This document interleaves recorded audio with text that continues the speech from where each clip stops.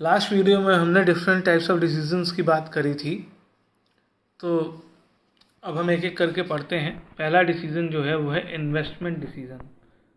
जैसा कि मैंने आपको बताया कि इन्वेस्टमेंट दो चीज़ों में की जाती है, करंट एसेट्स में और फिक्स एसेट्स में। यहाँ पर हम बात करेंगे फिक्स एसेट्स की, इसलिए इन्वेस्टमेंट डिसीजन को कैपिटल बजटिंग डिसीजन भी कहते हैं। It relates to how the firm funds are invested in different investment, whether it is long term or short term.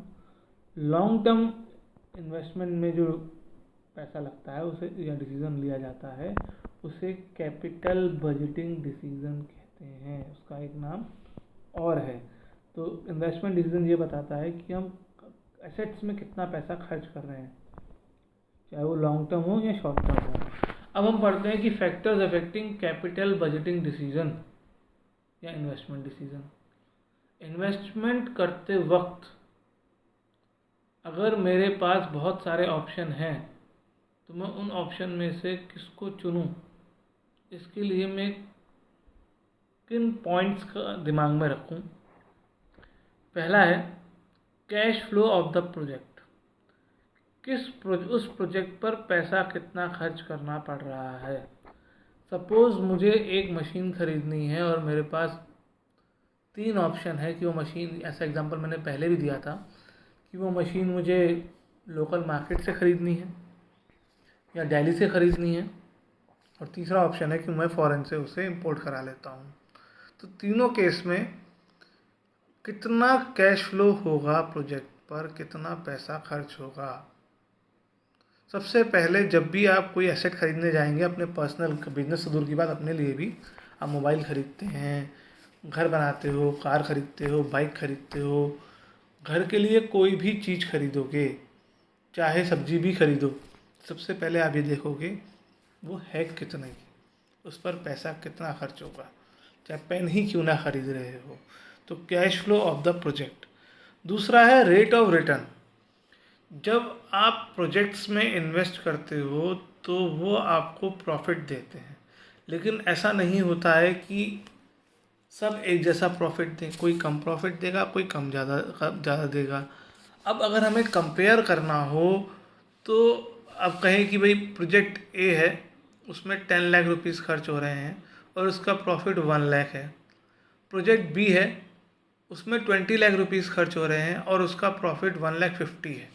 अब देखने में तो प्रोजेक्ट बी बेटर लग रहा है, लेकिन अब रिटर्न की बात करें तो प्रोजेक्ट ए में रिटर्न 10% है, 10 लाख लगाया था 1 लाख आ गया। प्रोजेक्ट बी में 7.5% है। तो इन्वेस्टमेंट का कितना परसेंट प्रॉफिट हम कमा पा रहे हैं। और सिंपल सी बात, जिसमें रेट ऑफ रिटर्न ज़्यादा होगा वो हमारे लिए बेटर प्रोजेक्ट होगा। और तीसरा है इन्वेस्टमेंट क्राइटेरिया क्या है, हम कैसे इन्वेस्टमेंट कर सकते हैं। इन्वेस्टमेंट करने की भी कई क्राइटेरिया होते हैं। क्या हमें सारा का सारा पैसा अभी पे करना पड़ेगा या हम इंस्टॉलमेंट में पे कर सकते हैं। उसके अलावा क्या हमें वो एसेट खरीदना ही पड़ेगा, क्या वो रेंट पर भी हमें मिल सकता है। और भी बहुत सारे चीज़ें इन्वॉल्व होती हैं, बहुत सारी कैलकुलेशन इन्वॉल्व होती हैं कि ये जो पैसा हम अरेंज करेंगे इन्वेस्ट करने के लिए, ये कहाँ से लाएंगे। क्या ये हम लोन लेंगे, उस पर कितना इंटरेस्ट होगा, क्या हम जितना इंटरेस्ट उस पर पे करेंगे उससे ज़्यादा कमा पाएंगे। तो ये सारी चीज़ें हमें देखनी पड़ती हैं इन्वेस्टमेंट करने से पहले। तो ये 3 फैक्टर्स को कंसिडर करना पड़ता है।